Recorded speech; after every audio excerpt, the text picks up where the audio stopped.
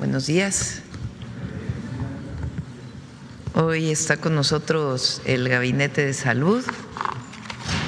Se encuentra el secretario de Salud, David Kersenovich, la secretaria de Bienestar, Ariadna Montiel, el subsecretario de Salud, Eduardo Clark, el director del IMSS, Zoé Robledo, el director del IMSS Bienestar, Alejandro Schwartz, y está a distancia Martí Batres, director del ISSSTE, porque vamos a hacer un enlace para la inauguración de la sala de urgencias del Hospital Fernando Quirós, aquí en la Ciudad de México.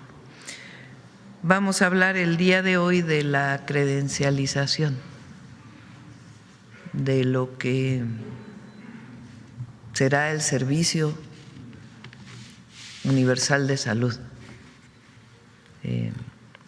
Primero el doctor Kersenovich nos va a hablar de el sarampión, que ayer preguntaron.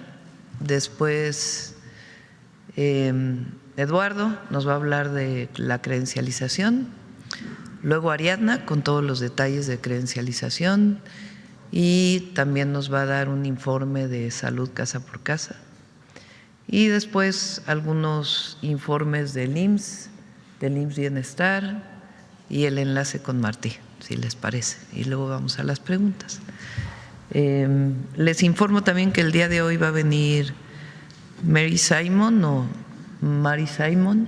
Ella es gobernadora general de Canadá, tiene un carácter de jefa de Estado, es la primera gobernadora general indígena en Canadá y le vamos a dar pues la recepción como jefa de Estado. Viene a platicar sobre todo sobre los derechos de los pueblos indígenas. Entonces, como a la 1:00 p.m. viene. Adelante, David. Con su permiso, Presidenta, buenos días a todas y todos. Vamos a dar una actualización de cómo está el brote de sarampión. Les quiero mencionar que Canadá ya perdió su estado libre de sarampión. Estados Unidos también está y solicitó una ampliación de 2 meses y nosotros también nos hemos apuntado precisamente en esos 2 meses para tratar de controlar el brote. Si me pasa la primera diapositiva. Aquí tengo señalado el número de vacunas que tenemos disponibles contra sarampión, que son 23.529.000 vacunas que tenemos disponibles. Se distribuyeron en el año de 2025 13.872.000 vacunas y en este 2026 tenemos distribuidas 3.836.000 vacunas. El año pasado adquirimos 10.800.000 vacunas y este año tenemos adquiridas 27.365.000 vacunas. Les menciono estas cifras porque tenemos el número suficiente para vacunas para los próximos 2 años para seguir avanzando en la vacunación de toda la población. La siguiente, por favor. Aquí están las metas que cada uno de los institutos que conforman el sector salud se han planteado para la vacunación. Les recuerdo que tenemos 3 épocas en donde vacunamos. Vacunamos a los niños recién nacidos, vacunamos la segunda dosis y también la dosis de recuperación en aquellas personas que no están vacunadas. Entonces, ustedes ven aquí las cifras de la cobertura dependiendo de cada uno de las edades donde se tiene que vacunar. Si me pasa la siguiente diapositiva, recordarles cuáles son los grupos que necesitamos vacunar en sarampión. Niñas y niños de 1 año y de 18 meses, la población rezagada que no haya recibido la vacuna con anterioridad de 2 a 9 años, todo el personal de salud, el personal educativo, muy importante que ha tenido que ver con el brote, los jornaleros agrícolas que se mueven en distintas partes del país, y también tomamos la decisión de la aplicación de una dosis cero a niñas y niños de 6 a 11 meses de edad. ¿Por qué la dosis cero? Para no esperarnos hasta que tiene 1 año. Fuera del brote, la primera vacuna se pone a los 12 meses, pero en medio del brote hemos adelantado una dosis cero a niñas y niños de 6 y 11 meses de edad. La siguiente, por favor.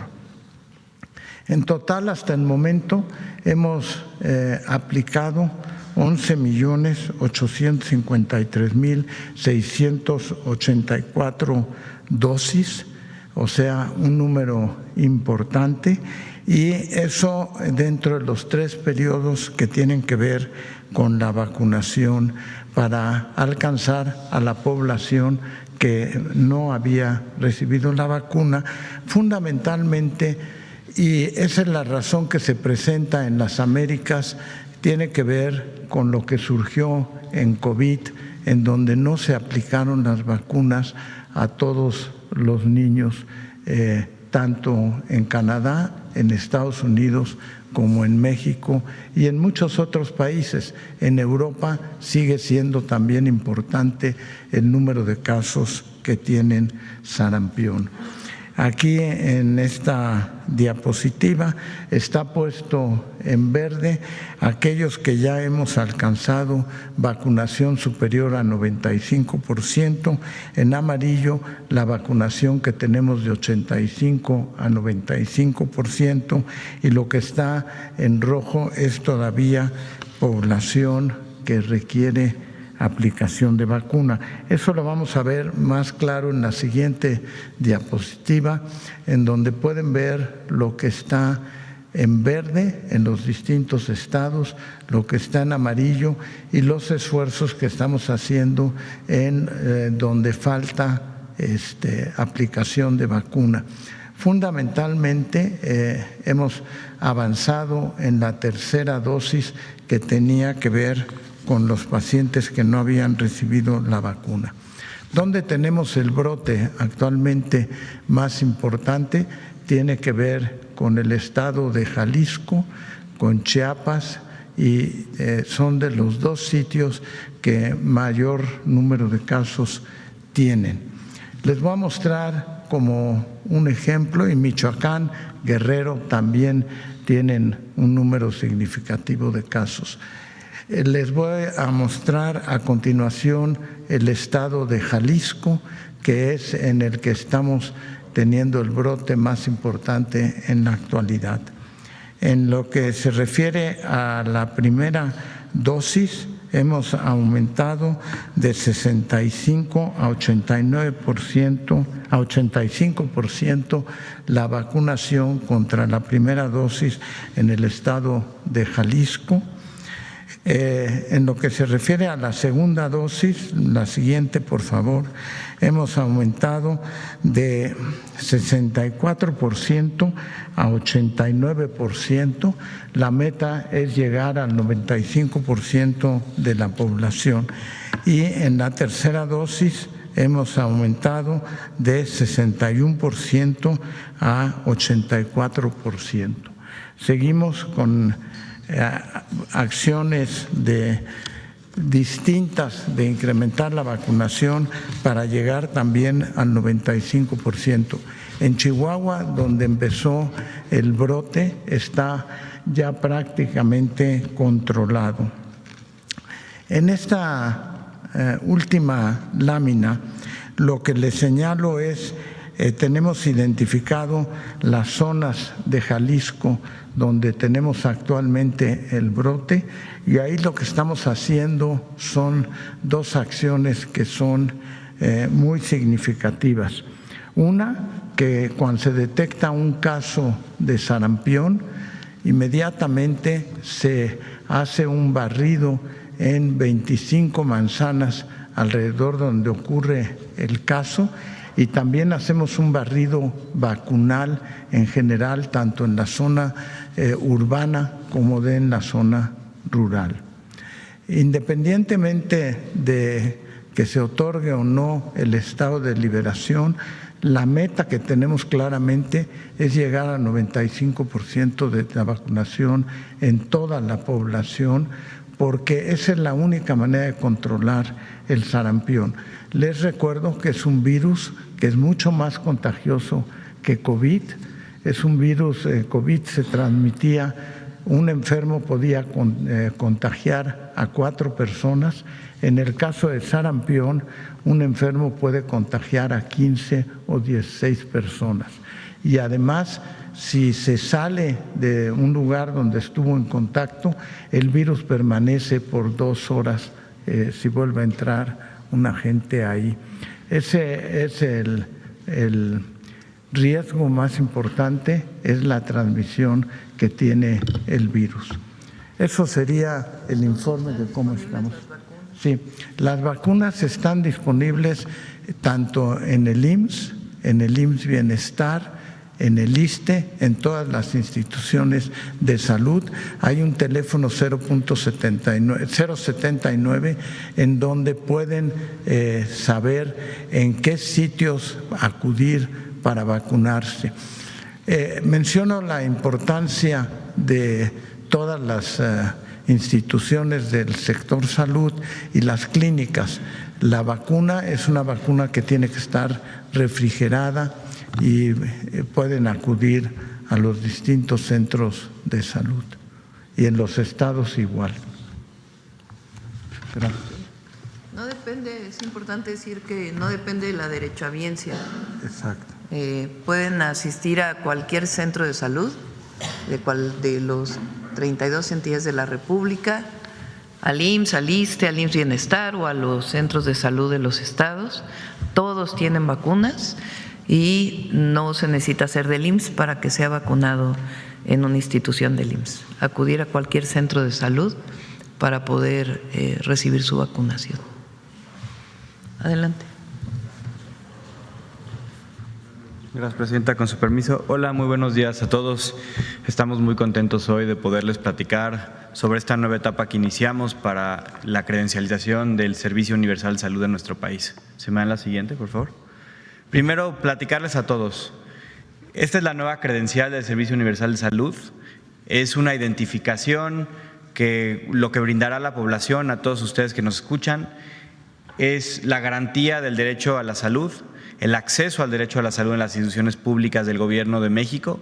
Estamos hablando del IMSS, del ISSSTE, del IMSS Bienestar, de los servicios de salud de Pemex, de los servicios de salud de las Fuerzas Armadas, es decir, de todas las instituciones que brindan servicios de salud desde el Gobierno federal, incluyendo claramente también a los institutos nacionales de salud. Esta credencial que les muestro va a tener una versión tanto impresa, que van a poder cargar en su cartera, llevarla en su bolsa a cualquier lugar, y una versión digital que va a salir en la aplicación a partir del mes de abril, que les va a permitir llevarla a cualquier lado y que se actualice en tiempo real y no tengan que cambiar el plástico o puedan siempre tener acceso a la salud, inclusive si olvidaron la credencial en su casa. Siguiente.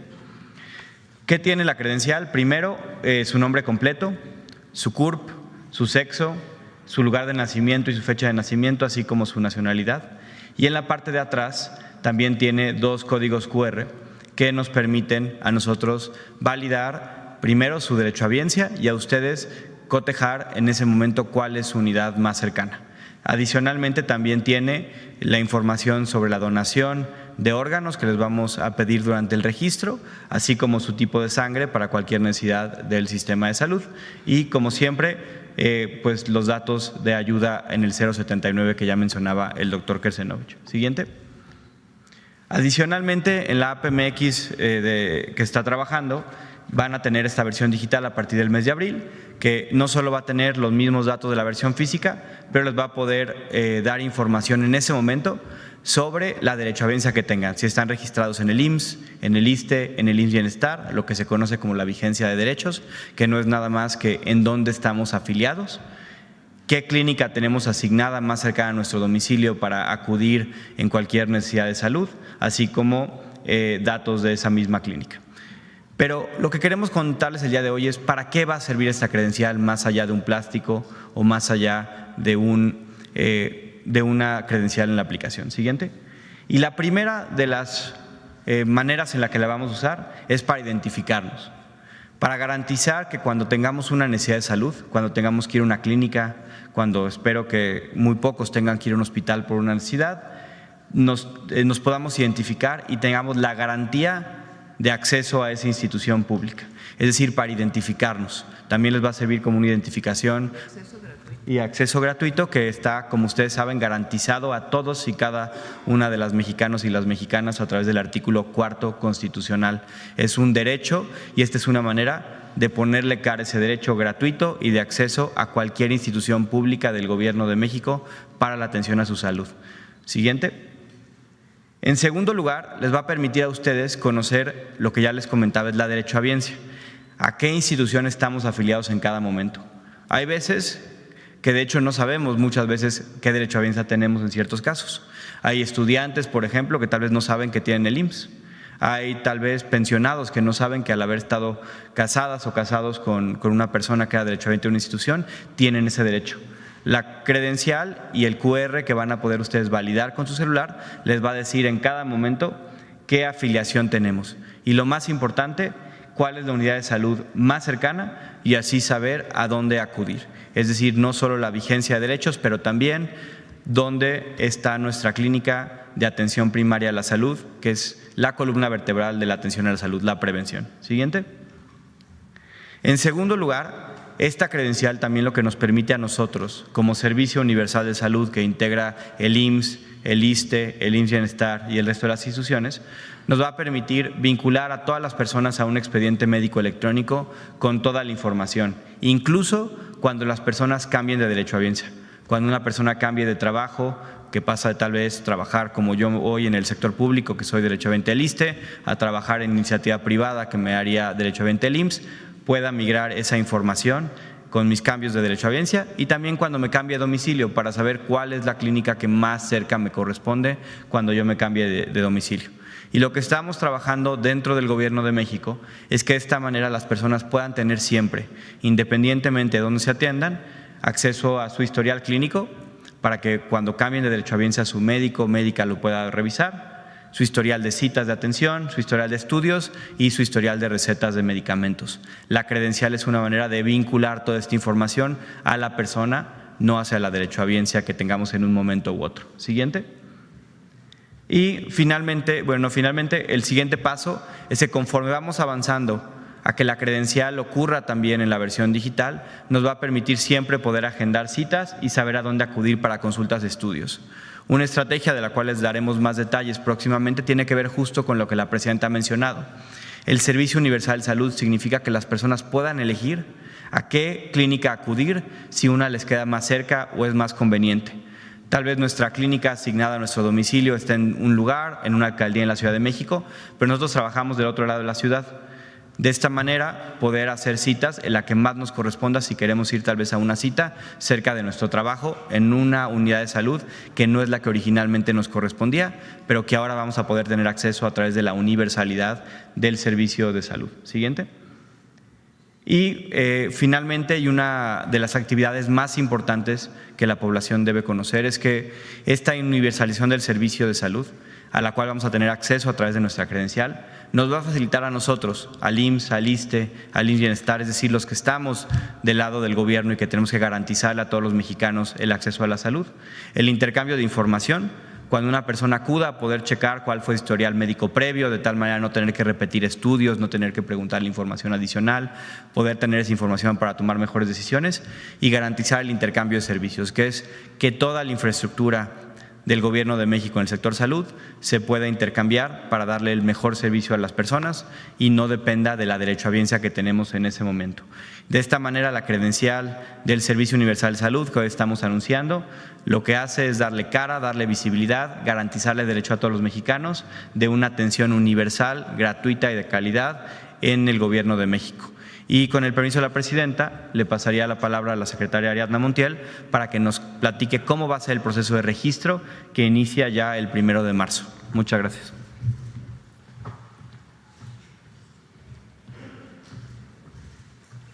Con su permiso, presidenta. Buenos días a todas y a todos. El día de hoy estamos realizando una acción muy importante porque, como ya lo dijo el subsecretario Clark, es el piso para generar un sistema universal de salud. Y para ello hay que intercambiar información y nosotros con el programa de salud casa por casa tenemos ya un sistema donde el sector salud puede analizar el avance de consultas que tenemos ya, del que vamos a platicar adelante. ¿A quiénes vamos a registrar? A toda la población en México, incluidas las niñas, los niños, los jóvenes, los adultos y los adultos mayores. En 32 estados, 2.478 municipios, y en los estados federalizados será con quienes se iniciará, que son 98 millones de mexicanos y mexicanas. Adelante. ¿Cómo lo vamos a hacer? Se van a instalar módulos de bienestar similares a los que instalamos cuando registramos a los adultos mayores o a los beneficiarios de los programas de bienestar, y que se les convoca a través de un calendario. Se van a colocar 2.365 módulos en esta primera etapa de los estados federalizados. Vamos a participar 14,000 compañeros de la Secretaría de Bienestar, servidores y servidoras de la Nación. Vamos a contar con 9,791 estaciones. ¿Qué es una estación? Es el equipo de registro de las huellas y las fotografías y en general de todos los datos, y se tendrán esos equipos desplegados en todo el país para hacer el registro. Adelante.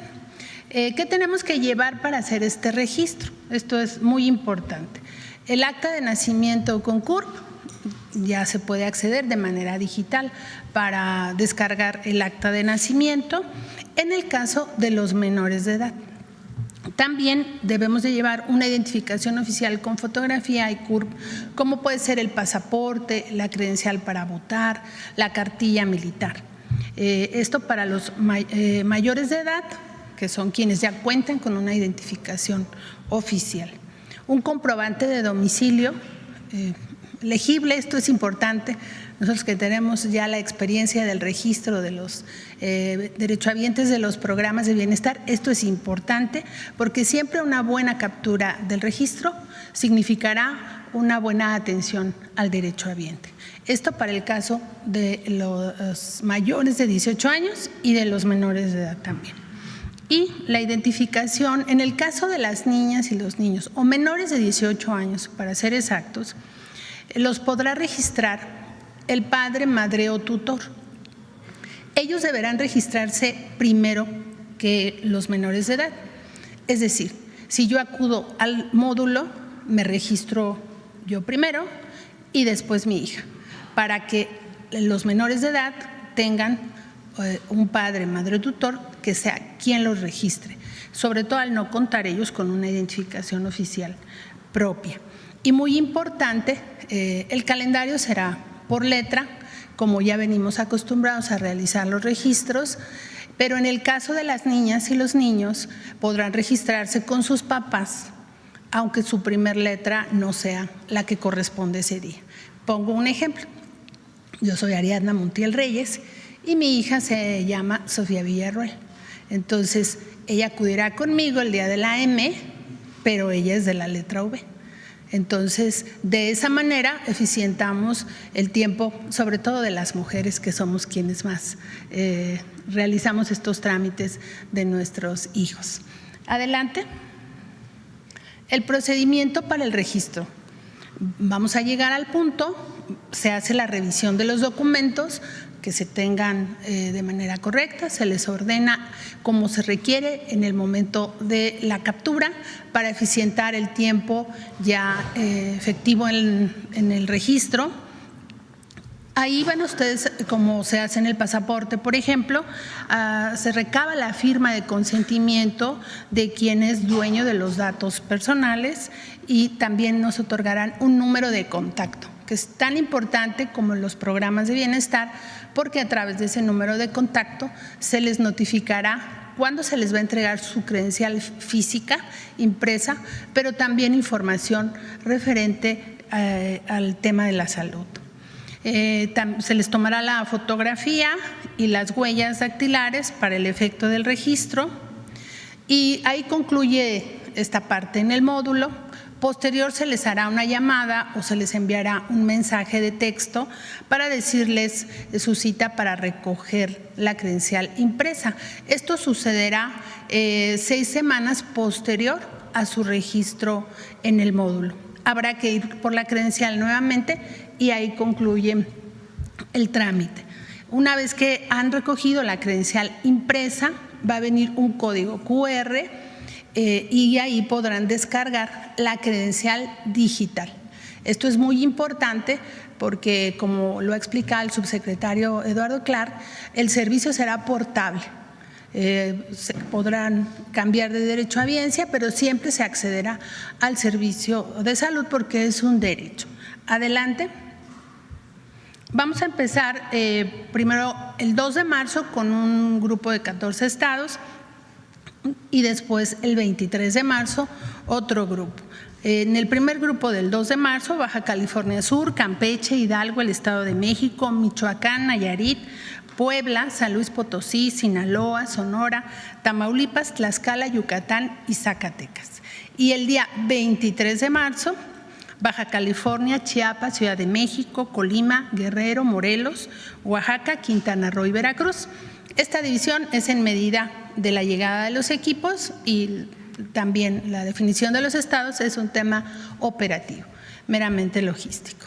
Adelante. Ahora, ¿cómo nos vamos a registrar?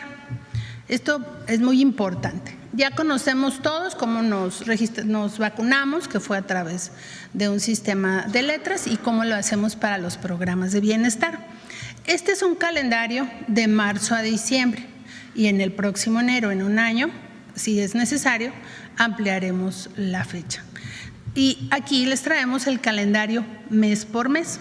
Por ejemplo, en el mes de marzo iniciaremos el 2 de marzo y los lunes la letra A y B les tocará registrarse.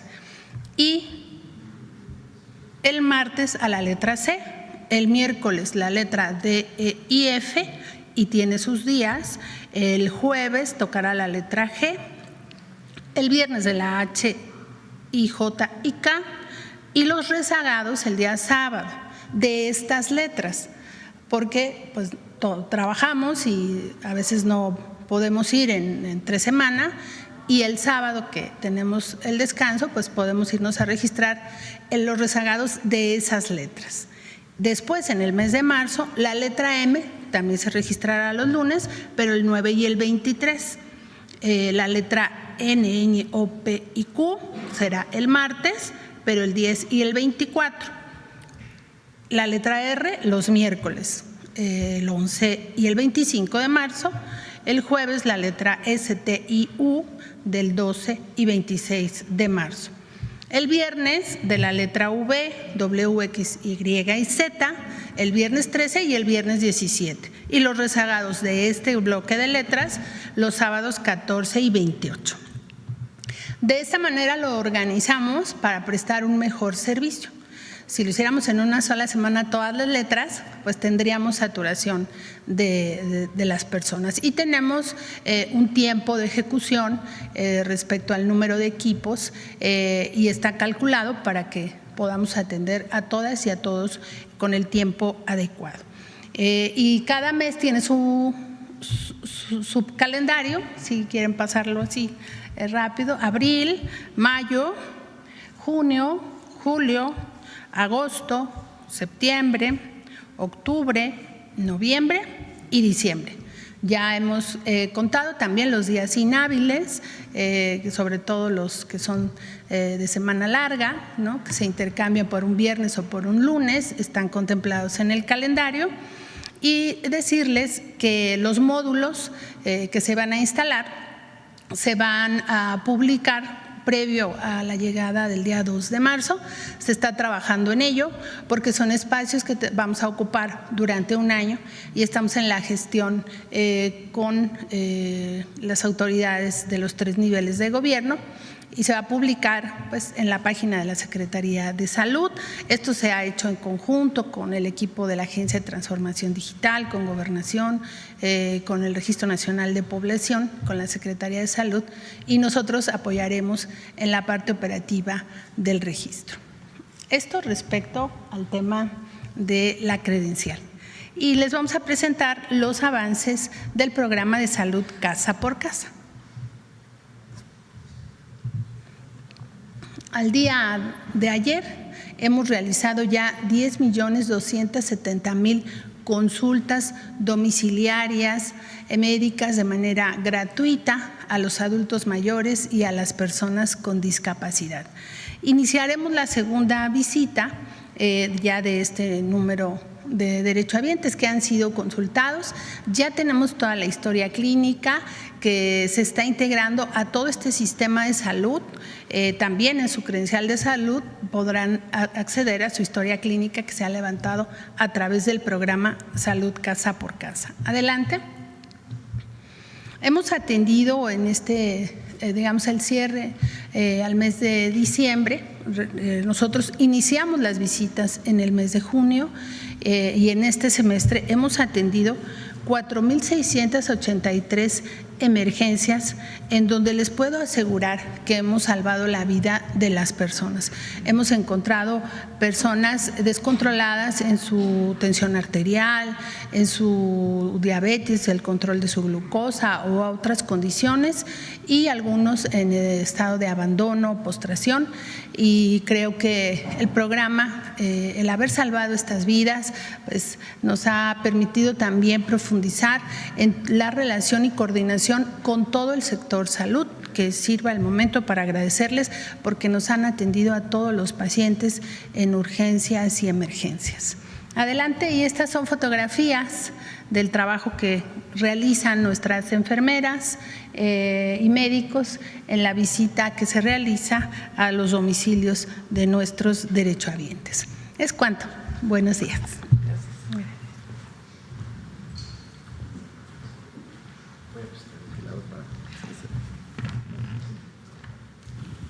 Muchas gracias, presidenta. Muy buenos días a todas y a todos. El día de ayer el Instituto Mexicano del Seguro Social cumplió 83 años desde la publicación de la ley y sus primeras acciones. La que sigue, por favor. Y el crecimiento, en particular en los hospitales del IMSS, en esos 83 años, ha tenido una evolución marcada en 3 grandes etapas. La primera, de 1943 a 1982, que llamamos la fundacional, en el que el IMSS creció en 29.500 camas, casi 30.000 camas de hospital. ¿Por qué tomamos este indicador? Es un indicador internacional de cuántas camas debe de haber por el número de población que se atiende. Aquí están los grandes centros médicos nacionales, La Raza, Siglo XXI, los hospitales regionales grandes del país. Y en los siguientes 36 años, de 1982 al año 2018, lo que conocemos como el periodo neoliberal, ¿cuánto creció el IMSS? 4.300 camas, nada más, 4.300 camas, pero la derechohabiencia sí siguió creciendo. Ahí es en donde se explica muchas veces cuando observamos niveles de saturación o tiempos de espera prolongados. Sin embargo, afortunadamente con la llegada de la Cuarta Transformación se vino un movimiento de recuperación de lo público. La hipótesis nuestra es que no se quería invertir en lo que se pretendía privatizar. Sin embargo, cuando recuperamos lo público, entonces empezamos a crecer nuevamente en función también del crecimiento de la derechohabiencia y en los lugares donde más se necesitaba. La meta es llegar a 45.000 camas en 2030, es decir, 10.000 camas más para la atención en el Seguro Social. Así es como vamos hasta el momento. De 2018 a 2024, en el sexenio del presidente López Obrador, se sumaron 3.944 camas más y al momento llevamos ya 776 camas. con los proyectos de la presidenta y con lo que ya hemos hecho al momento, vamos a sumar 6,173 camas más al IMSS. ¿Esto cómo se puede interpretar? Que en 12 años se va a hacer el doble de lo que se hizo en 36. En 2 sexenios, el doble de lo que se hizo en 6 sexenios anteriores, de 1982 al 2018. La que sigue. Al momento ya hemos inaugurado con la presidenta 5 hospitales, el más reciente, el sábado, en Zaragoza, aquí en la Ciudad de México, en Iztapalapa, la clínica 25. Ciudad Juárez, Chihuahua, la primera etapa del hospital de Ensenada, el hospital 14 de septiembre en Tuxtla Gutiérrez, el hospital Zaragoza, como mencionaba, el general regional, y el hospital general regional Carmen Cerdán, antes conocido como San Alejandro en Puebla. Y los contamos estos 2 últimos que fueron dañados por el sismo, porque cuando se perdieron, pues esas camas se dejaron de poder contar, pero hoy se vuelven a sumar. La que sigue, por favor. Ahora, estos son los hospitales, los 6 hospitales que se ponen en operación en los próximos 6 meses. El primero es el Hospital de Ginecopediatría en Ciudad del Carmen, en Campeche. Cuenta con 74 camas, son 38 sensables y 36 no sensables. Ya estamos en las etapas finales de pruebas de los equipos, ya está completamente equipado. Y un tema interesante, este hospital es de los que hablábamos la vez pasada, que fueron abandonados por las secretarías de salud de los gobiernos de los estados. En 2014 el gobierno de Campeche, a través de su secretaría de salud, lo abandonó. Con la llegada en 2021 de la gobernadora Laida Sansores, se resolvió el problema, se donó al IMSS y hoy está a punto de entrar en operaciones para la atención de la derechohabiencia. La que sigue, por favor. El Hospital Ramos Burs en Hermosillo, Sonora. Es otra historia interesante que contar. Sonora, en Hermosillo, tenía la Secretaría de Salud un hospital general para la atención de los no derechohabientes, hoy ya operado por el IMSS Bienestar, que se sustituyó. Y muchas veces cuando se hacían las sustituciones de los hospitales, se hacían quizá pensando en qué se iba a hacer con el inmueble que se dejaba libre y qué se iba a hacer a veces también con el terreno. Son hospitales que están en lugares extraordinarios, céntricos, de alto valor comercial. Ahí en Hermosillo nos han contado que la idea era derrumbarlo para hacer un centro comercial. Sin embargo, con el gobierno del estado se decidió donárselo al IMSS para poderlo rehabilitar y hacer un hospital que además tendrá otra característica, es un hospital universitario.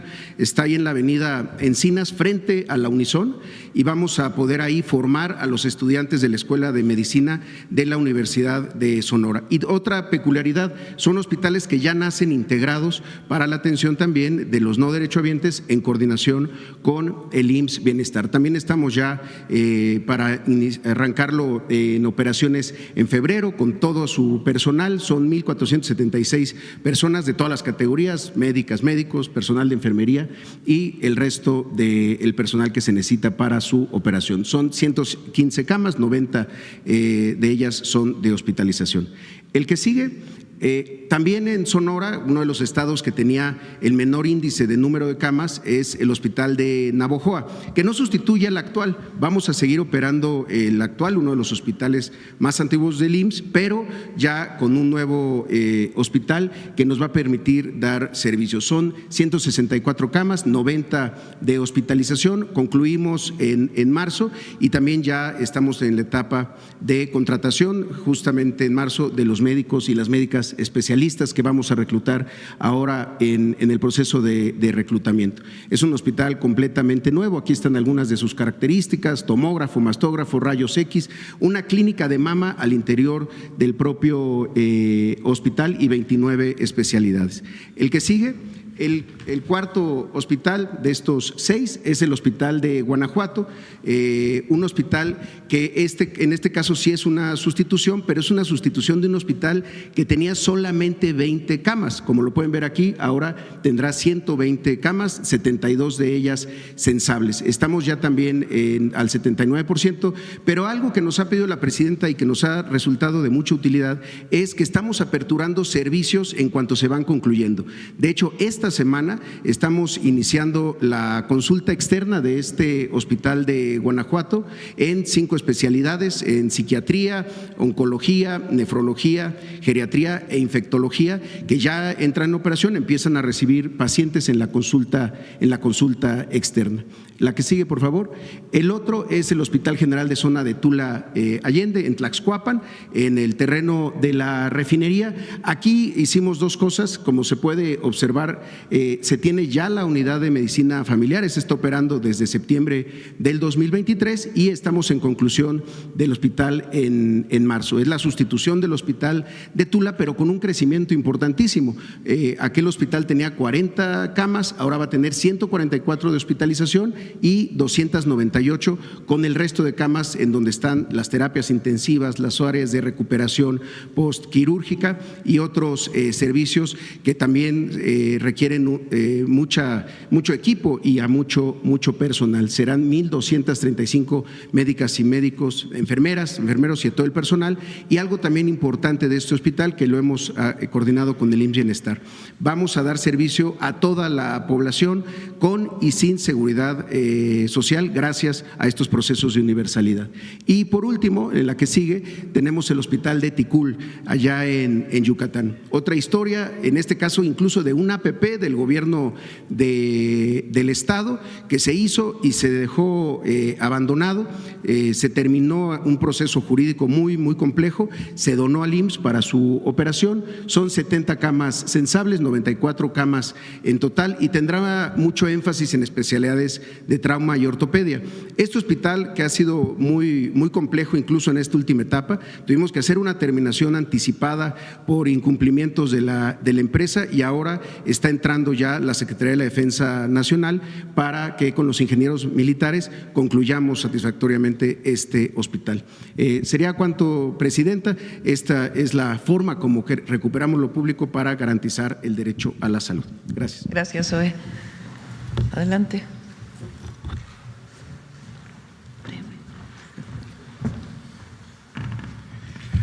Con su permiso, Presidenta, compañeros de gabinete, muy buenos días tengan todas y todos. Hoy presentaremos los avances del Hospital Oncológico para la Mujer de la Ciudad de México del IMSS Bienestar, diseñado como una unidad médica de acto único, un modelo que transforma la atención oncológica al poner a la mujer en el centro del cuidado.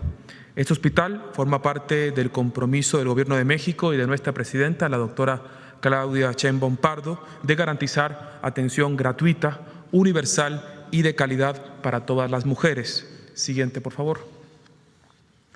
El modelo de acto único elimina la fragmentación de la atención oncológica. Es una forma integral de atención en el que la mujer resuelve todo su proceso de atención a la salud, de atención médica, en un solo espacio, en un solo lugar. Esto significa que en una sola unidad se integra toda la ruta clínica oncológica, desde la detección, el diagnóstico, el tratamiento, el seguimiento y la rehabilitación, todo con un solo equipo integral responsable. El objetivo es claro: garantizar la continuidad del tratamiento, reducir los traslados y evitar la fragmentación de la atención. La conclusión de la obra está programada para el 14 de febrero del 2026. Siguiente, por favor. La inversión supera los 220 millones de pesos, priorizando los componentes con mayor impacto clínico, como 3 mastógrafos de alta capacidad, con posibilidad de realizar más de 6,000 tamizajes al año por equipo, fortaleciendo la detección oportuna.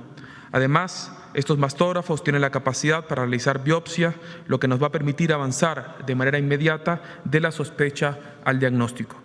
Algo muy revolucionario es que se va a contar con una unidad de patología robótica que va a reducir los tiempos de confirmación diagnóstica en más del 50%, garantizando resultados completos en menos de una semana. Siguiente, por favor. El modelo de acto único y este hospital está diseñado para obtener resultados medibles y exigibles. La unidad nace con tiempos explícitos de atención que permiten garantizar diagnóstico confirmado en menos de 14 días e inicio de tratamiento en un plazo máximo de 30 días. Esto lo hacemos porque estamos convencidos que menos espera significa menos abandono y, por supuesto, mejores resultados para nuestras queridas pacientes. Siguiente, por favor. En resumen, con este nuevo hospital no solo estamos ampliando la capacidad de los servicios públicos de salud con el IMSS Bienestar, sino que estamos organizando la atención para resolver por completo en una sola unidad y con continuidad clínica. Esto incluye oncología médica, oncología quirúrgica, genética médica para identificar cáncer hereditario y permitir incluso acciones preventivas en el círculo familiar, psicología, psiquiatría y cuidados paliativos. Algo también muy importante es que este hospital nace con algo que hemos llamado la visión médica integral, que incluye rehabilitación y un proceso que contempla actividad física supervisada, yoga y acompañamiento psicológico desde la confirmación diagnóstica hasta el egreso. Esto es muy importante. Los estudios han demostrado que esas intervenciones ayudan a reducir los efectos adversos, incluso de la quimioterapia y de otros tratamientos, favoreciendo el bienestar físico y emocional de nuestras pacientes. Por último, hoy anunciamos que una vez que el tratamiento oncológico haya concluido, las mujeres serán referidas a nuestro hospital de referencia para la atención de cirugía plástica, para cirugía reconstructiva, y se ofrecerá una reconstrucción mamaria total y adicionalmente totalmente gratuita. Con este hospital, Presidenta, desde el IMSS Bienestar y bajo la visión transformadora de nuestra Presidenta, hacemos o avanzamos hacia un sueño de país, que todas las mujeres de nuestro país reciban atención integral, resolutiva, de máxima calidad y 100% gratuita. Tenemos un video para mostrar los avances de la ejecución de la obra. Este edificio no solo será un hospital, será un espacio diseñado para organizar la atención oncológica, reducir tiempos y acompañar a las mujeres durante todo su tratamiento. Aquí nace el Hospital Oncológico para la Mujer de la Ciudad de México, una unidad médica que integra procesos, equipos y tecnología para resolver la atención del cáncer de mama y cervicouterino en un solo lugar. Aquí operará el modelo de acto único, una forma integral de atención en la que todo el tratamiento se brindará dentro de una misma unidad médica. La detección, el diagnóstico, el tratamiento y el seguimiento no estarán fragmentados. Estarán conectados, coordinados y guiados por un solo equipo clínico, con un mismo expediente, con una inversión cercana a 222 millones de pesos, de los cuales 113 millones se destinarán a equipamiento.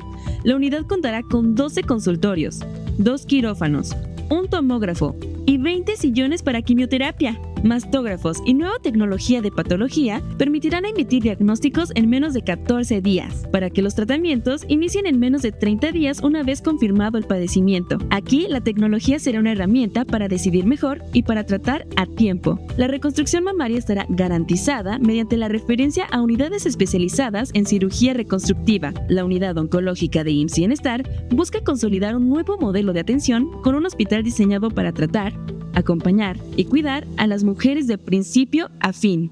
IMSS Bienestar, Servicios Públicos de Salud. ¿Será cuánto, Presidenta? Bueno, ya para finalizar, mucha información el día de hoy. El enlace con Martí. Buenos días, Presidenta Claudia Sheinbaum. Buenos Estamos días. en el Hospital Fernando Quirós. Se encuentra al poniente de la Ciudad de México, en la alcaldía Álvaro Obregón. Es un hospital que fue construido en 1969.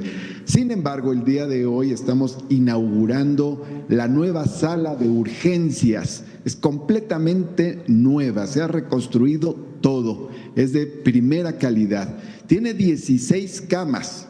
Y esas 16 camas tienen su monitor de signos vitales, su panel de gases medicinales, y también hay 2 camas que están aisladas para pacientes con algún padecimiento infectocontagioso. Hay además 2 salas de choque que tienen su carro rojo, tienen sus desfibriladores y otros equipos, y además contamos con 4 equipos en los 4 consultorios de urgencias, en el consultorio ginecológico y en la sala de curaciones. Todo esto ha implicado una inversión de poco más de 60 millones de pesos, y el día de hoy empieza a funcionar esta sala o área de urgencias aquí en el Hospital Fernando Quirós.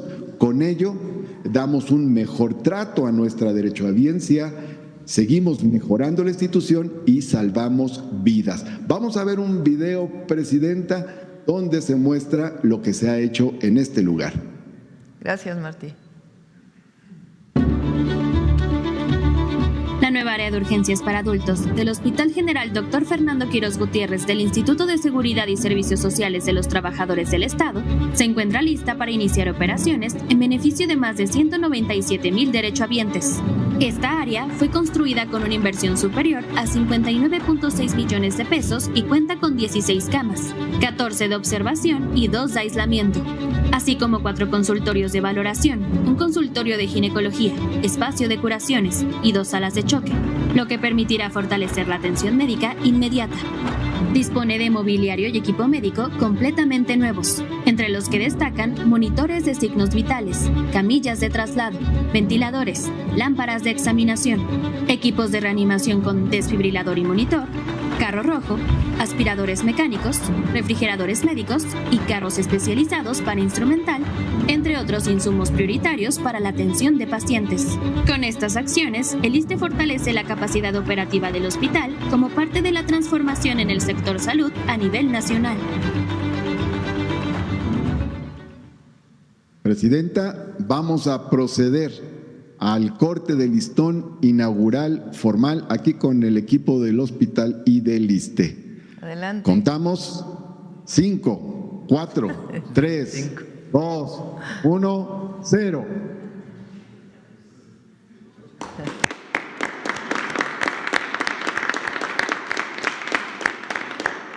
Felicidades, Martí. Aquí está todo el equipo del hospital, muy contentos porque está muy bonita esta sala de urgencias, de muy buena calidad, dignifica el trabajo y dignifica la atención a la derechohabiencia. Un abrazo, Presidenta, felicitaciones. Gracias, Martí. Bueno, ahora sí, las preguntas, mucha información. Solo déjenme decirles de la credencialización del Servicio Universal de Salud. Inicia el 1 de marzo, se va a llevar a cabo durante todo el año, de marzo hasta diciembre. El objetivo es que todas las mexicanas y mexicanos tengan su credencial del Servicio Universal de Salud. En los siguientes años, 26, 27, 28, evidentemente vamos a ir fortaleciendo los 3 sistemas de salud principales, el IMSS Bienestar y el ISSSTE. Hay estados que aún no se adhieren al IMSS Bienestar. En esos casos, pues es el Servicio de Salud Estatal. Depende de cada gobernador si incluye el Servicio de Salud Estatal o sencillamente se queda entre el ISSSTE y el IMSS. Va a depender de cada gobernador. De todas maneras, nuestro objetivo es que todas las mexicanas y mexicanos queden credencializados. ¿De qué le sirve al ciudadano, a la gente, esta credencial o de qué le va a servir? Bueno, con esta credencial, a través de su QR, va a poder acceder primero al servicio de salud que le corresponda y ahí va a venir de manera inmediata su expediente médico que va a ser levantado y que va a estar en una base de datos totalmente protegida y toda la información referente a la persona. Cuando uno llega a un centro de salud, normalmente le vuelven a preguntar: ¿y tu mamá tuvo alguna enfermedad? ¿Tu papá padece de hipertensión? Y otra vez, ¿eres alérgico a no sé qué? ¿Qué tipo de sangre tienes? ¿Cuántas veces te has atendido? ¿Te has operado? Etcétera, etcétera. Bueno, todo eso quedaría en el expediente médico, de tal manera que cualquier médico o médica que vea el expediente, pues va a tener ya toda la información referente a la persona. Esto es indispensable para que en su momento haya el intercambio entre los servicios de salud, porque si uno va al ISSSTE y en algún momento llega a ir al IMSS, pues evidentemente el médico del IMSS va a requerir la información de la persona. Y además, asociado a esto, vamos a ir desarrollando poco a poco información donde se sepa qué centro de salud te corresponde, qué medicamentos hay en el centro de salud, qué especialistas hay en el centro de salud, a qué hora puedes pedir tu cita, cómo puedes acceder a las citas. Es decir, tener digitalizado el sistema de salud, que es un sueño que no solamente tiene la presidenta, sino todas las mexicanas y mexicanos, para poder acceder de mejor manera a los servicios. También eso va a permitir pues que haya avisos para decirle: a ver, ya te tomaste tu medicamento, recuerda que tienes diabetes, no se te vaya a olvidar, recuerda que tienes que tomar tu medicamento de hipertensión. Todo esto va a ser posible a través pues de un proceso de digitalización que inicia en el 2026 y va a continuar todos los años. Es entrar pues a un proceso muy efectivo de atención a la salud. Esto pues va acompañado del mejoramiento de los servicios. Entonces ya informó Zoe, por lo menos en el 2026, cuántos hospitales vamos a inaugurar.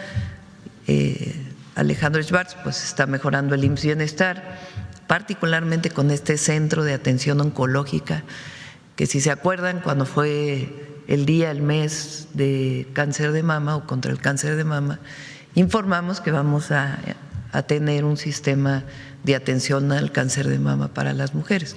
Este es el primer hospital que se va a abrir de ese modelo, y también el ISSSTE, que poco a poco pues va mejorando.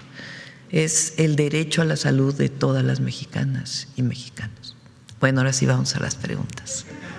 Sí, vamos a ver. A ver, la compañera que no ha preguntado hace mucho. Buenos días a todos. Sandra Aguilar, de Grupo Informativo. Presidenta, ¿cuánto va a costar este programa? ¿Cuál va a ser la inversión para este programa de credencial del Servicio Universal de Salud? ¿En cuánto tiempo se pretende, Presidenta, tener al menos al 100% pues afiliada a la derechohabiencia? Y en ese sentido también surge una duda en este tema. Cuando se acude o cuando alguna persona acuda de urgencia a alguna instancia o alguna clínica que no le corresponde, se me ocurre, por ejemplo, embarazo, ¿se va a seguir atendiendo en esta clínica? ¿Le van a dar seguimiento? ¿Tendrá que regresar? Y sobre todo el tema de saber si los medicamentos se van a seguir surtiendo a donde acudió de urgencia, ¿tendrá que regresar a su clínica? En ese sentido, bueno, en el tema de salud, estas preguntas tendría. A ver, es muy importante lo que preguntas. Primero viene el proceso de credencialización y poco a poco vamos a ir avanzando en el sistema universal. Este año sigue siendo la atención de acuerdo a tu derechohabiencia. Si eres del IMSS, en el IMSS; si eres del ISSSTE, en el ISSSTE; si eres del IMSS Bienestar, en el IMSS Bienestar, o en su caso, en los servicios de salud estatales. Ahora, hay servicios de urgencia que por obligación tienen que atender en cualquier lugar. Si llega una mujer a un lugar, aunque no tenga tu derechohabiencia y está en urgencias, pues tiene que ser atendida o referida de inmediato o llevada a su centro de salud o a su hospital. O sea, desde este momento ya hay servicios de urgencia que se atienden, pero este año sigue siendo cada quien en su entidad. Todavía no avanzamos. Es decir, necesitamos la credencialización para poder avanzar. Les voy a explicar, a lo mejor que tiene su chiste este tema. Si te atiendes, supongamos que soy del ISSSTE y me voy a atender en el IMSS. Bueno, el IMSS, ¿de dónde recibe su recurso? Pues de los trabajadores que están afiliados al IMSS, de los patrones y del gobierno federal. Si es un derechohabiente del ISSSTE, en su momento el ISSSTE le tendrá que pagar al IMSS la atención de ese paciente para que no se vayan a descompensar pues los servicios de salud. Para que eso ocurra, se tiene que hacer lo que llamamos una cámara de compensación, que todo sea automático. Entonces cada mes ya se sabe: oye, ISSSTE, le debes al IMSS tanto; oye, ISSSTE, le debes al IMSS Bienestar tanto, de que atendiste a una persona que no correspondía con tu servicio de salud. Todo eso tiene que ser un proceso de digitalización, se tiene que hacer de manera automática. Cuando fui jefa de gobierno hicimos eso para los sistemas de transporte público. La tarjeta esta de movilidad integrada que ustedes tienen aquí en la ciudad, que se pueden subir al Metrobús o se pueden subir al metro o se pueden subir incluso en algunos casos al transporte concesionado o al trolebús, esa información va a una base de datos y después cada mes se dice, oye Metro, te toca tanto, oye Metrobús, te toca tanto, oye Trolebús, te toca tanto. Entonces, el proceso de digitalización es necesario para entrar a un sistema de este tipo que permita que ninguna entidad se descompense, sino que los recursos pues van yendo adecuadamente a cada una de ellas. Porque por ley el IMSS pues solo puede atender a sus derechohabientes. Podría atender a otro si le pagas el servicio. Claro que todo esto pues tiene que irse desarrollando poco a poco. Primer paso, credencialización. El costo, presidenta, la inversión. Alrededor de 3.500 millones de pesos de las credenciales y los equipos.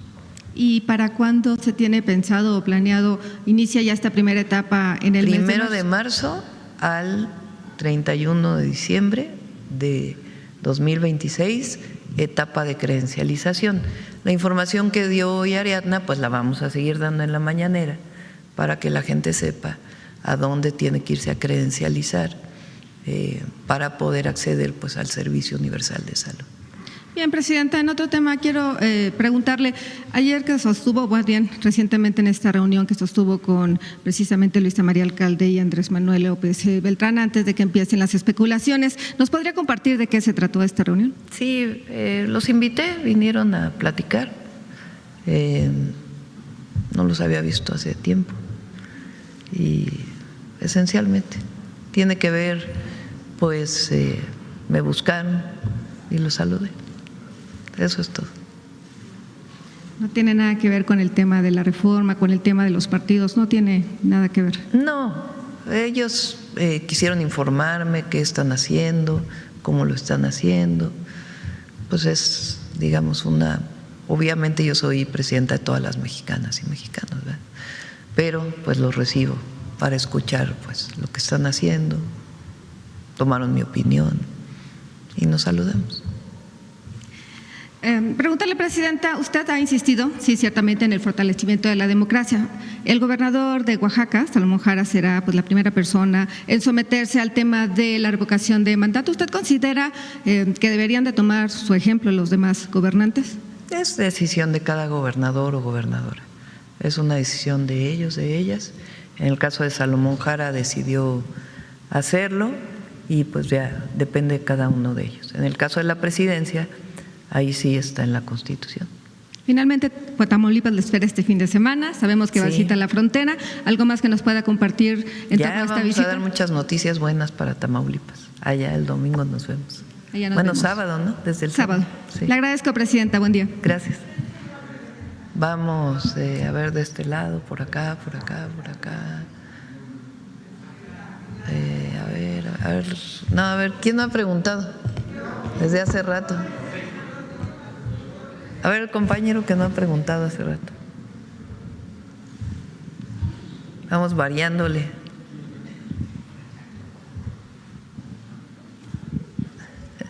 Buenos días, presidenta. Jorge Salcedo del Sol de México.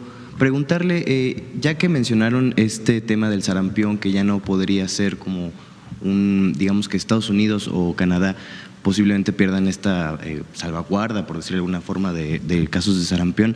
Queremos preguntarle si habría algún sistema que estarían coordinado con estos países rumbo al Mundial de la FIFA 2026 para ver cómo es que se podrían pasar los casos de esta u otras enfermedades entre fronteras en ese periodo. Sí, efectivamente venimos trabajando en forma conjunta.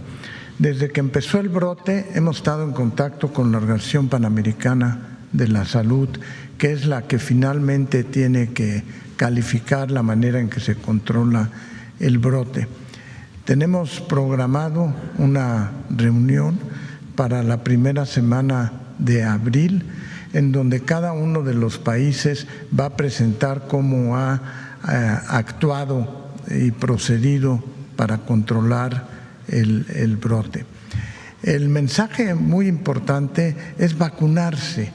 El mensaje, no hay otra manera de controlarlo más que de vacunarse. No debe de afectar para la Copa Mundial. Lo que se decidirá en esa reunión de abril es si será necesario vacunarse o no. Hasta este momento, cualquier persona que vaya a viajar, la recomendación, no la obligación, la recomendación es que esté vacunado precisamente contra el sarampión. Entonces sí hay una comunicación estrecha con la Organización Panamericana de la Salud, incluso hemos tenido visitantes de ellos supervisando todo el proceso. Y en este mismo sentido preguntarles, ¿para cuándo se buscaría llegar al 95% de cobertura? ¿Hay alguna Quisiéramos llegar lo más pronto posible y es muy importante que la población vaya precisamente a vacunarse. Está demostrado que la mejor manera de combatir las enfermedades es prevenirlas y así lo hemos insistido, incluyendo la vacunación invernal que estamos haciendo ahora para influenza y para COVID, en donde hemos tenido la posibilidad de no tener internamientos en forma tan importante por la misma. Entonces hay que recordar que la mejor manera de atacar una enfermedad cuando es posible prevenirla es la cosa más eficiente que podemos tener. Y también habrá algunos centros, stands de vacunación en los fan festivals que dijeron de la FIFA o en aeropuertos, algún otro lugar para también fanáticos, no solo mexicanos. Sí, todo eso se verá. Lo que es muy importante es prevenir incluso antes de que ocurra. Y muy pronto le estaremos avisando de otras estrategias que tenemos para evitar precisamente la diseminación del sarampión, como son, por ejemplo, vacunar en las centrales camioneras, vacunar en los aeropuertos, etcétera. Gracias, secretario. En otro punto, Presidenta, sobre la entrega de agua a Estados Unidos, que estaría tentativamente para el 30 de enero de este año, después de las exigencias del presidente Donald Trump, si nos pudiera adelantar en qué porcentaje de agua o cuánto. Hoy tengo una reunión, ya se reunieron la comisión de la SILA con agua e incluso con los gobernadores de los estados y hoy me van a presentar la propuesta. Entonces, si gustan, mañana platicamos sobre eso. Gracias, presidente. Gracias. Muy bien, vamos por acá, por acá, por acá, por acá. A ver, Hans, y luego por acá. Gracias, presidenta. Hans Salazar, de Noticiero en Redes. Preguntarle sobre este mismo tema de la credencialización para la universalización del servicio de salud. Si nos pudiera dar un poco más de detalle usted o alguno de los servidores que están públicos que están junto a usted sobre los estados donde no está el IMSS Bienestar particularmente, pues las demás instituciones son a nivel nacional, bueno, todas son a nivel nacional, salvo estos estados donde gobierna otro signo partidista. Ahí es donde muchas veces hay dudas con respecto a este tipo de credencialización, cómo poder explicarle también a la gente cómo dar este servicio, porque muchas veces si en el nivel estatal del servicio de salud no les atienden correctamente o sienten que no es una atención adecuada, nos han dicho, pues es que entonces que nos pudiéramos tener alguna alternativa. Sabemos perfectamente que ellos tienen sus propios recursos. Aquí, ¿cómo explicarle a la gente, presidenta? El IMSS Bienestar te adhieres al IMSS Bienestar de forma voluntaria. No están incorporados al IMSS Bienestar Nuevo León, Coahuila, Durango, Jalisco, Querétaro, Aguascalientes, Chihuahua y Guanajuato. Esos 8 estados. ¿Cuál es la diferencia? En esos estados sigue un sistema en donde cada estado tiene su propio sistema de salud. En los otros estados ya está federalizado. Es un sistema en donde la federación pues incorporó a todos los sistemas estatales y se hace pues de manera muy eficiente. Tenemos muchos estudios de lo que ha significado el IMSS Bienestar antes y después del IMSS Bienestar. Bueno, la credencialización del Servicio Universal de Salud pues dependerá de cada estado, si quiere incorporar a su servicio estatal. Por ejemplo, en, digamos, Querétaro, se credencializaría a los que tienen IMSS e ISSSTE. Si el gobernador del estado de Querétaro dice yo sí quiero entrar, pues entonces también se credencializaría a los de su servicio de salud. ¿Qué condición tienen que tener? Que sea gratuito,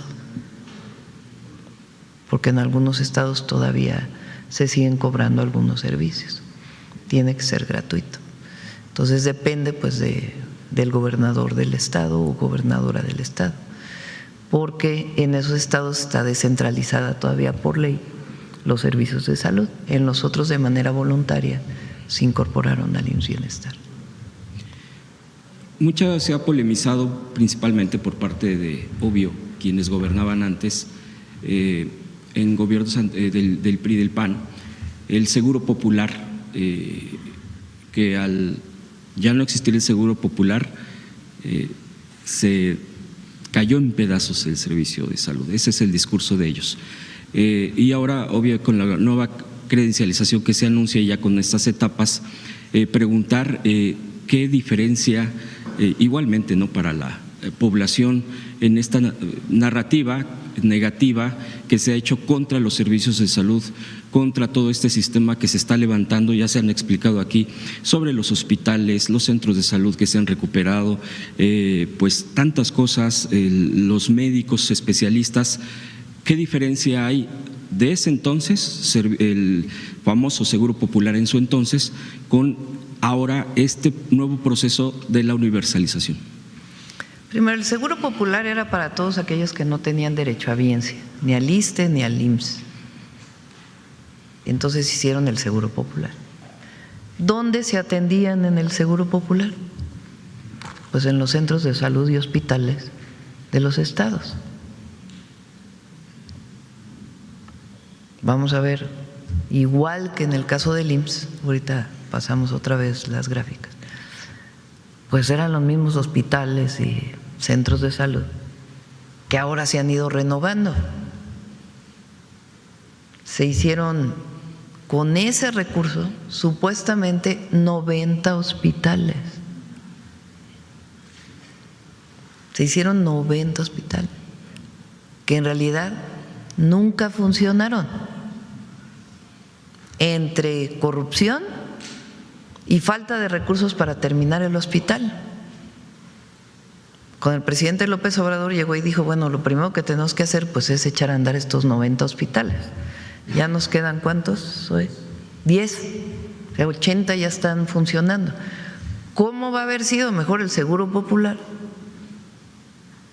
que lo que tenemos ahora si tenemos 80 hospitales nuevos operando?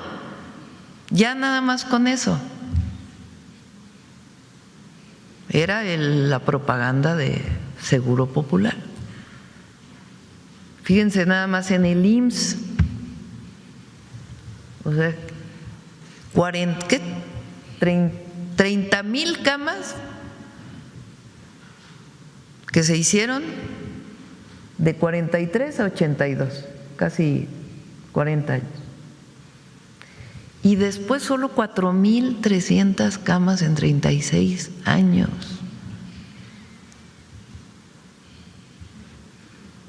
¿Cómo?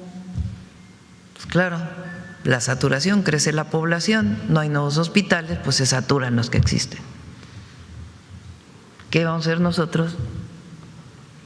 El presidente hizo 3,944 camas, que algunas de ellas estamos inaugurando todavía, y nuestro objetivo es hacer 6,173 camas, 10,000 en total en 12 años.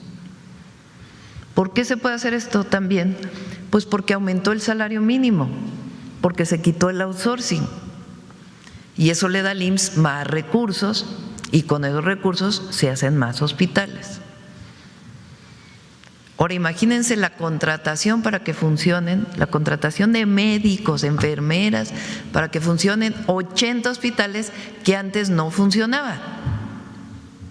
Pues ¿cómo va a ser mejor el servicio de antes que el de ahora? Que los medicamentos.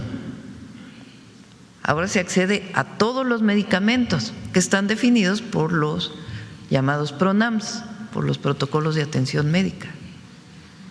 Antes solamente te daban un grupo de medicamentos básicos, lo demás no estaba incluido en el Seguro Popular.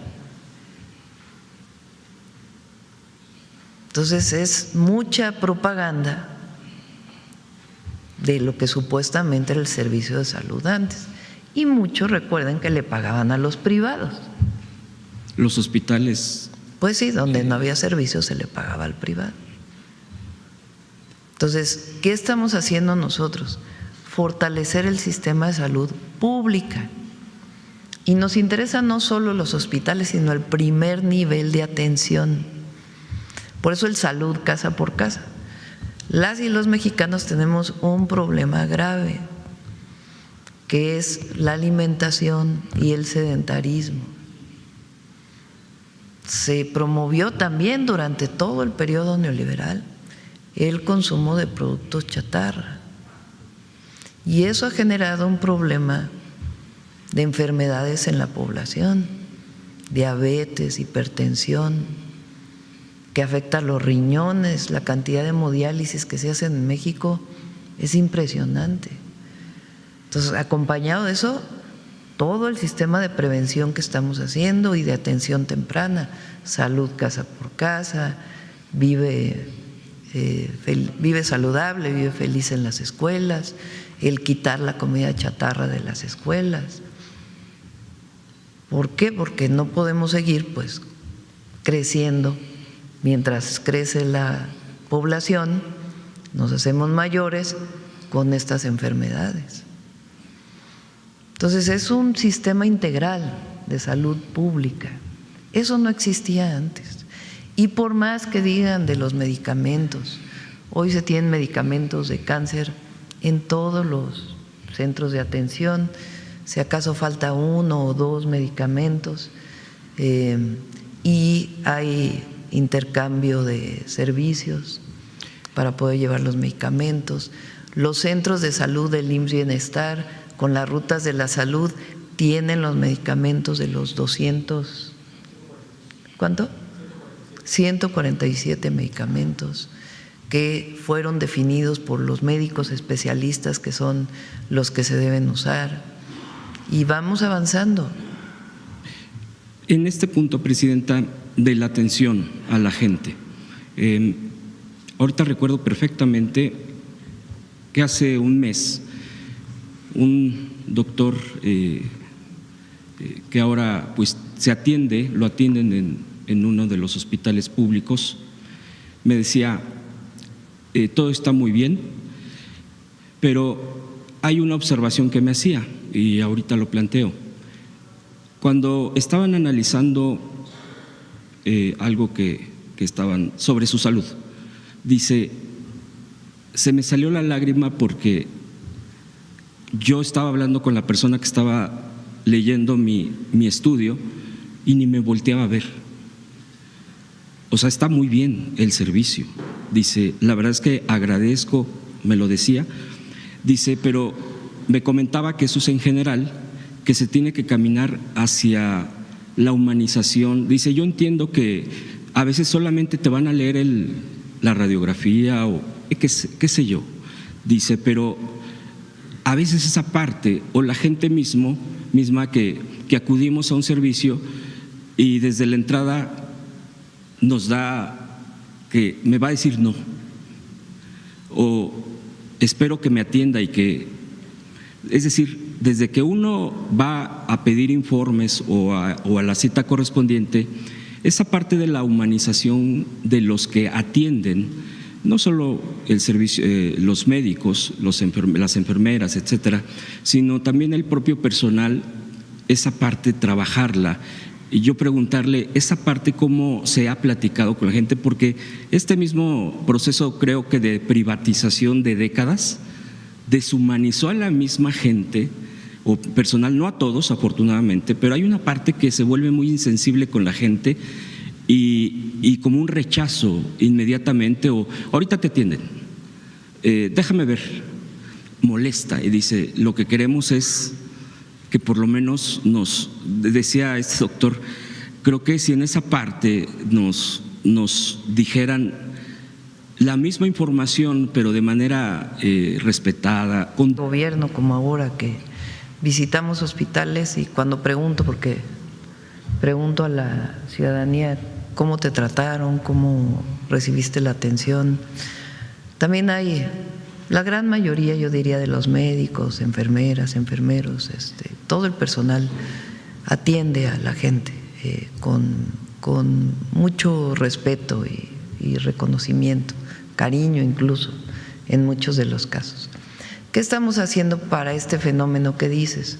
Que muchas veces tiene que ver con lo rutinario de la atención, no del médico necesariamente, pero de quienes atienden en primera instancia. Es el programa que presentamos de trato digno.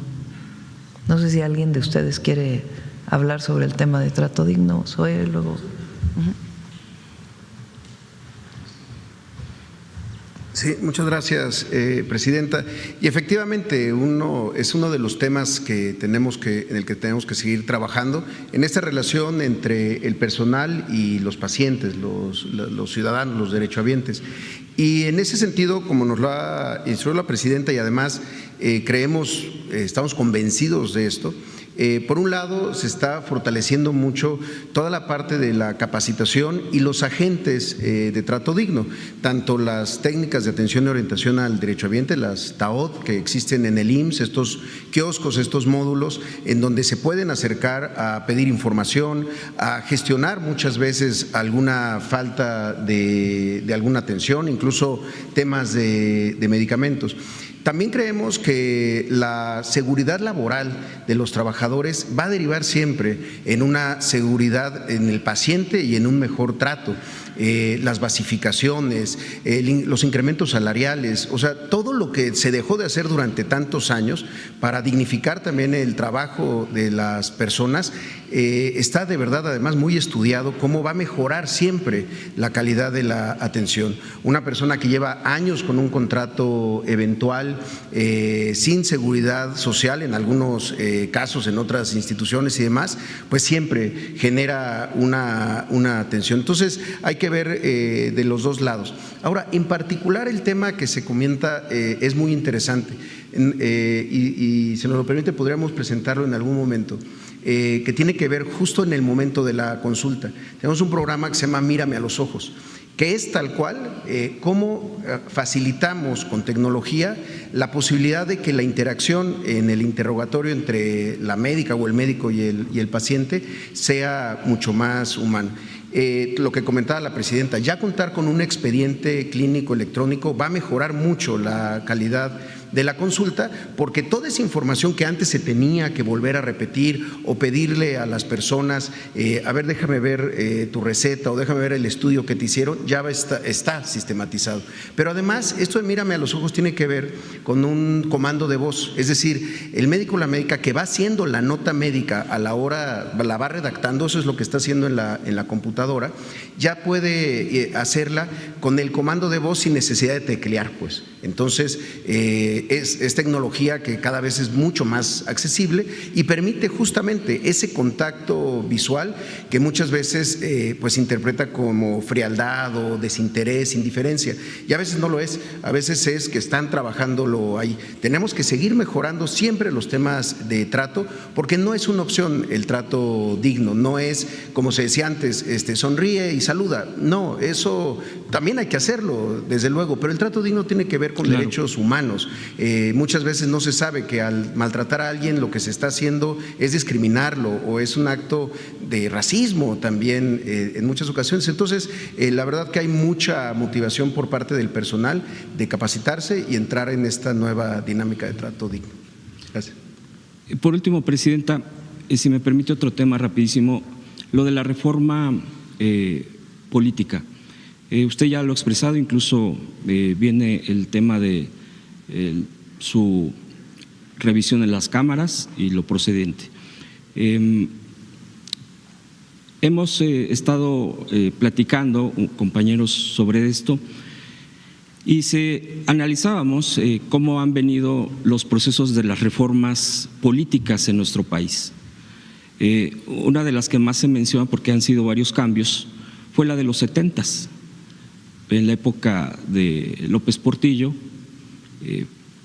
Reyes Heroles estaba en gobernación, que fue uno de los que se encargó de esta reforma. Se llamó la apertura democrática. La apertura democrática, sí, que es cuando viene esto de una presión, porque no fue una concesión del gobierno que un día se le ocurrió y dijo, ay, vamos a darle más participación a actores políticos sociales, sino que fue un proceso, incluso en esa década, la llamada Guerra Sucia, esto de la represión brutal contra grupos sociales, campesinos, estudiantes, que venía desde antes, pero ahí se recrudeció con el tema de las armas y todo esto que pues conllevó a ese momento. Después hubo más, pero principalmente yo quisiera comentar esta parte, porque ahora con esta reforma que se plantea y que se estaría pues revisando por parte de las cámaras, como una posibilidad para poder ampliar derechos al pueblo y acotar, así lo denominábamos, este cerco de cúpulas, muchas veces en los partidos en general, que definen quién va, quién no va, etcétera.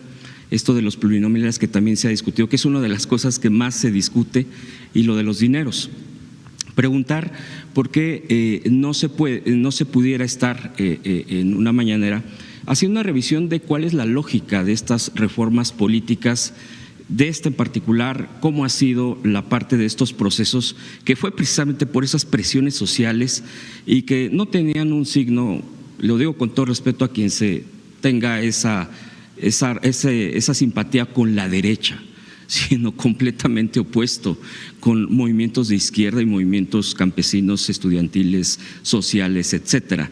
Y que ahora la narrativa igualmente de la derecha, que es quien está en la oposición y que sabe que no ha podido avanzar en sus propios objetivos, pero pone la narrativa opuesta como si fuera un retroceso, e incluso peor que si fuera de los 70s. Entonces, ¿por qué no explicar toda esta parte y dar señalamiento a estos cambios en el país, Presidenta, para comprender más el momento de la reforma hacia dónde vamos? Sería mi última y le agradezco. Tienes razón. Hasta México vivió durante años lo que se llamó el Partido de Estado, que era el PRI. Durante pues la segunda, no solo, digamos desde Calles evidentemente, y luego con el general Cárdenas, el Partido Nacional Revolucionario, y luego se convirtió en Partido Revolucionario Institucional. Era un partido de Estado, así se le llamaba, porque ahí estaban involucrados todos los sindicatos, el sector empresarial, el sector de los trabajadores, y todo estaba integrado pues en el Estado mexicano. Aun cuando hubo una época muy importante de derechos sociales, pues ahí lo vimos. La creación del IMSS, la creación del ISSSTE, la educación pública. Fue un régimen muy autoritario, de mucha represión. No se permitía que en los sindicatos llegara alguien que no fuera del PRI a dirigir el sindicato, cualquiera que esté fuera. Ahí se dieron el movimiento de ferrocarrileros, de electricistas, que buscaban que alguien distinto al que nombraba el presidente fuera secretario general de un sindicato. Ahí estuvo Galván en la corriente democrática del SUTERM, en el caso de los electricistas, o Campa y otros de los ferrocarrileros. Los maestros, que buscaban la democracia sindical o mejores derechos sociales, y eran reprimidos. Todo el periodo del Partido de Estado se caracterizó por un profundo autoritarismo. Su cúspide, digamos, aunque había habido represión de médicos, de ferrocarrileros, de maestros, de electricistas, fue la represión de 1968 contra los estudiantes, que se organizaron por un conflicto que hubo en una preparatoria y que después se fueron organizando, que fueron reprimidos y se fueron organizando para pedir la desaparición del cuerpo de granaderos, para pedir la liberación de los presos políticos. Estaba preso entonces Valentín Campa, Vallejo, a ver si me acuerdas tú, José Alfonso, y termina en la represión de Tlatelolco, donde pues disparan contra los estudiantes y a la dirección del Consejo Nacional de Huelga la encarcelan. Ese es, digamos, un momento cúspide. Ese fue el gobierno de Díaz Ordaz. Fíjense, López Mateos nacionaliza la electricidad y tiene un discurso nacionalista muy reconocible, pero reprimió a maestros, a organizaciones sindicales que querían, o trabajadores que querían democracia sindical. Es muy autoritario. Cuando llega Echeverría en el 70, pues ahí se plantean la posibilidad de abrir por la presión de la gente, de los movimientos sociales diversos, y que participaran otros partidos políticos, porque solamente estaba el PRI, el PAN y algunos partidos que habían creado como pues apéndices en realidad del PRI. El PPS tuvo en su tiempo pues alguna participación, pero los demás pues eran apéndices. Entonces abren para que los partidos pequeños se puedan registrar y participar en las elecciones, entre ellos el Partido Comunista Mexicano.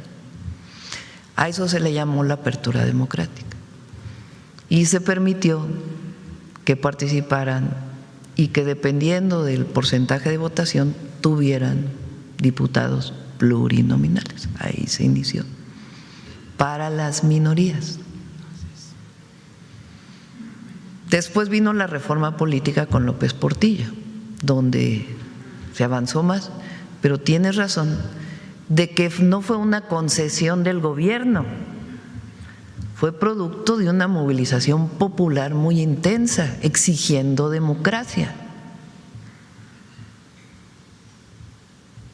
Después viene, digamos, un quiebre muy importante que es 1988.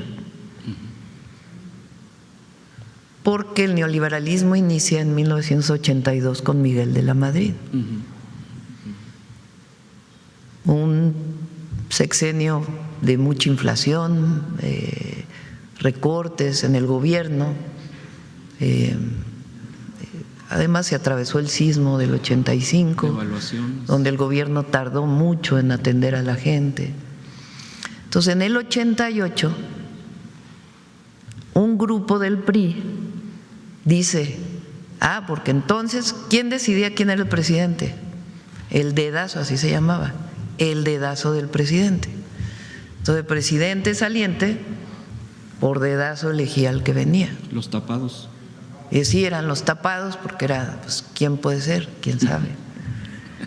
Y entonces el presidente decidía su sucesor, o sucesor porque eran puros hombres.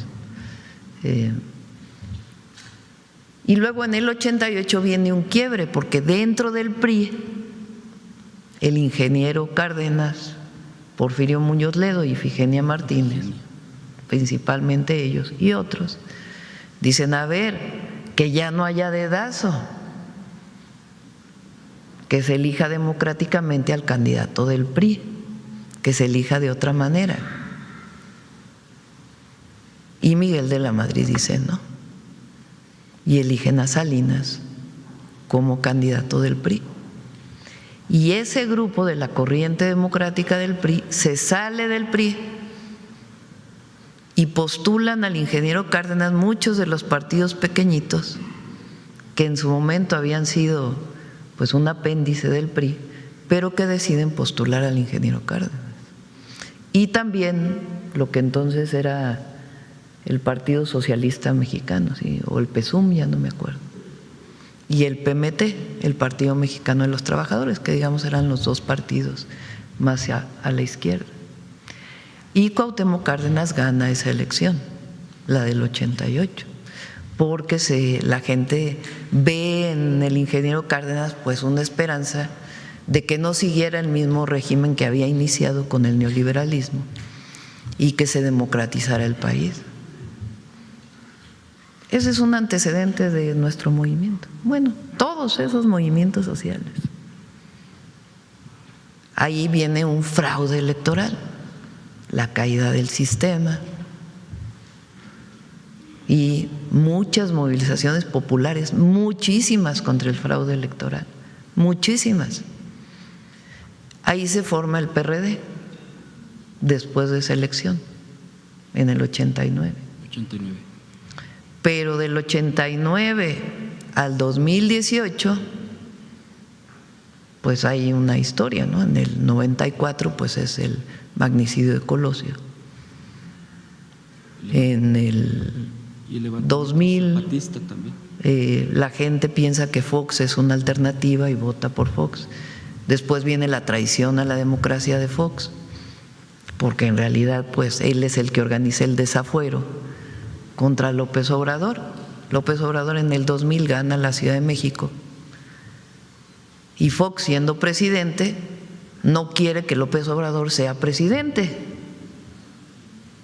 Así de sencillo. Quería que siguiera el PAN gobernando. Y desde entonces ya venía el PRIAN, desde Salinas de Gortari se empezaron una alianza entre el PRI y el PAN, porque compartían el proyecto de nación. Y entonces en el 2004 viene el desafuero para cargarle un delito a López Obrador, que además no cometió, para que no pudiera participar en la elección del 2006, porque ya las encuestas ya lo daban, porque había hecho tan buen trabajo en la ciudad que ya las encuestas lo ponían hasta arriba. Entonces, desafuero, le inventó un delito por haber abierto una calle, un hospital. Fíjense, Fox, el que habla de democracia, fue el que le inventó el delito a AMLO. Él y su camarilla, ¿no? Porque ya estaba Salinas de Gortari ahí y todos, porque antes había sido los videoescándalos y todo eso. Entonces le inventa un delito, lo quieren desaforar, lo desafueran en la Cámara de Diputados y la movilización popular, pero ya en todo el país, ya no solo en la ciudad. Entonces AMLO regresa porque se echa para atrás Fox, porque dice, no, ¿cómo paro esto? Entonces se echa para atrás. AMLO participa en la elección, gana esa elección. En el 2006 la ganó el presidente López Obrador. Y viene el fraude electoral. ¿Quién cometió el fraude electoral?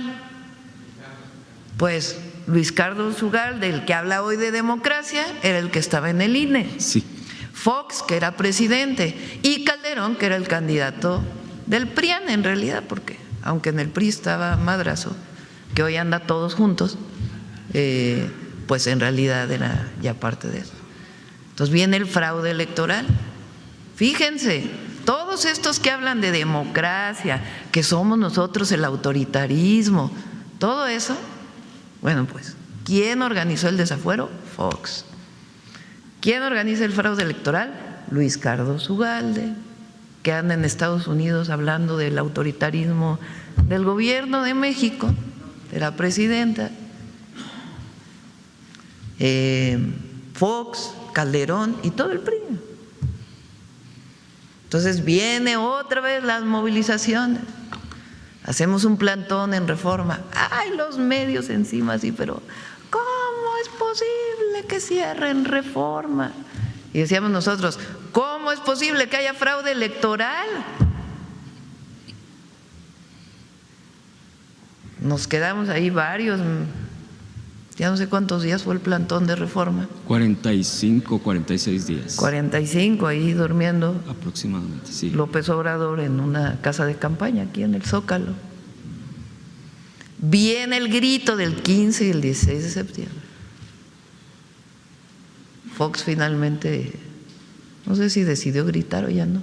Ya no, ¿verdad? Se fue a Dolores. Se fue. ¿Por qué? Se fue a Guanajuato. Porque aquí, no, y trataron de desalojar el Zócalo, no querían que se diera el grito aquí. Entonces da el grito Alejandro Encinas, que era entonces el jefe de gobierno sustituto, bueno, jefe de gobierno formal, que quedó, o sea, López Obrador llega al 2005 y después eligen a Alejandro Encinas un año. Y estábamos todos aquí en el Zócalo para el grito de independencia, que lo da Alejandro Encinas. Y le llamamos el grito de los libres. Esa campana está ahí en el Palacio de Gobierno la pusimos ahí, porque en Mancera la había quitado, quién sabe dónde andaba, y la regresamos. Está ahí, se puede visitar en el Palacio de, ¿cómo se llama? El Ayuntamiento, el Palacio del Ayuntamiento. 2006, bueno, fue tal la campaña en contra que la verdad fue muy difícil para todo el movimiento levantarnos de ese proceso. Pero decidimos nombrar, bueno, primero se hace la Convención Nacional Democrática, fíjense, y luego decidimos nombrar a AMLO presidente legítimo. Y le pone doña Rosario Ibarra la banda presidencial. Ahí hay una foto que tengo allá en la oficina, a ver si la ponen. 2006, para que vean quién ha luchado por la democracia siempre. Después de eso, pues seguimos con lo que eran los partidos de entonces. El PRD todavía estaba ahí, ahí estamos. Ahí estoy viendo está cortada, no sé por qué la cortaste.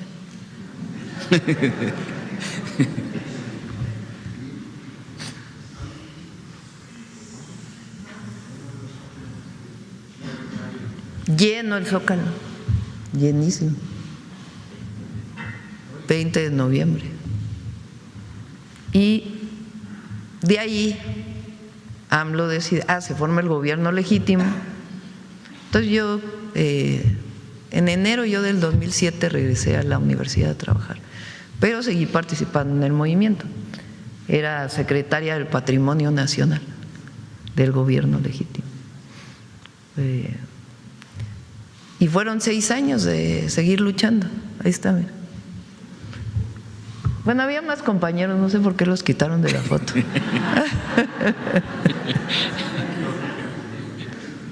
Porque estaba el gobierno, a lo mejor hay alguno ahí que ya anda en otro lado. Bueno, entonces nos fuimos de nuevo a tocar casa por casa. Y fue cuando él empieza a recorrer todo el país, todos los municipios del país. Todos. Y nosotros tocando casa por casa. Fíjense, yo trabajaba en la universidad y los fines de semana me tocó Querétaro y San Luis Potosí, esos 2 estados. Íbamos a credencializar para el gobierno legítimo. luchando por la democracia, por las libertades, por la justicia social. Y luego viene el 2012, la elección del 2012. Y ahí viene pues toda la compradera del voto de Peña Nieto. Las tarjetas Monex. Las tarjetas Monex, Soria. la estafa maestra. En fin, mucho dinero, muchísimo dinero en esa elección. Y nosotros consideramos que había sido un fraude, pues porque se compró mucho voto, ¿no? Entonces fue que nos organizamos y decidimos que pues ya el PRD no nos representaba porque ellos firmaron el Pacto por México en 2012 con Peña Nieto. Y ahí acordaron pues la privatización del petróleo, la reforma educativa. Entonces decidimos que pues ya era tiempo de formar un nuevo partido político y se forma Morena. Allí participamos en el 2015 por primera vez. Ahí en el libro que escribí ahí cuento algunas cosas. Y luego, y bueno, obviamente hablo en el libro Gracias también lo cuento. Y en el 18 pues gana la elección Andrés Manuel López Obrador. Ahora, todos estos que hicieron fraudes electorales, todos estos que se convirtieron en el PRIAN, todos estos que fueron parte del modelo neoliberal que empobreció al pueblo, los que avalaron el fraude, que quitaron derechos, sí, los que avalaron el fraude, ahora son los paladines de la democracia. Y ahora ellos son los que nos dicen a nosotros autoritarios. Estaba viendo ayer que en el Congreso ahora van a organizar un foro que se va a llamar Autoritarismo contra Democracia. ¿Pero quiénes son los autoritarios? Más bien hay que organizar uno que se llame Democracia y Defensa de la Nación contra los vendepatrias, ¿verdad? Los que andan yendo allá a Estados Unidos a ver si les hacen caso. Y al final, ¿qué es la democracia? El gobierno del pueblo. No se nos olvide eso. Porque parece que la democracia es que todas las élites estén representadas en el gobierno. No, es el pueblo. Esa es la definición de democracia. Gobierno del pueblo. Lincoln decía, gobierno del pueblo, para el pueblo y por el pueblo. Entonces, ¿cómo va a haber democracia sin pueblo? Eso no existe. Entonces, ¿cuál es el planteamiento de la reforma? Pueblo, pueblo, pueblo. Gracias, presidenta. Ya me pasé. Gracias. Ya fue mucho. Ya nos vamos.